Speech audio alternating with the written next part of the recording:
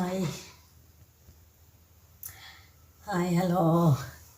അപ്പോൾ ഇന്നത്തെ കറി എന്തെന്ന് പറഞ്ഞാൽ വെള്ളച്ചങ്ങ ഞാൻ മുറിച്ചിട്ട് തൊലിയെല്ലാം എടുത്തിട്ട് മുറിച്ചിട്ട് വെച്ചതാണ്.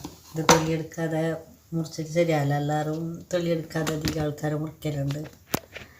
മുറിച്ചിട്ട് ശരിയാവില്ല തൊലിയെടുക്കാതെ മുറിച്ചിട്ട്. അപ്പോൾ ഇതിലിപ്പോൾ വേണ്ടത് എന്താ പറഞ്ഞെങ്കിൽ കുറച്ച് മുളക് പൊടി ഇടാം,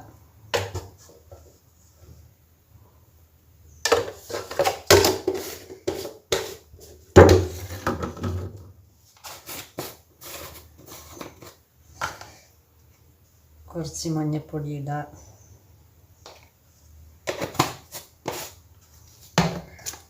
പിന്നെ കുറച്ച് ജീരകം ഇടാം,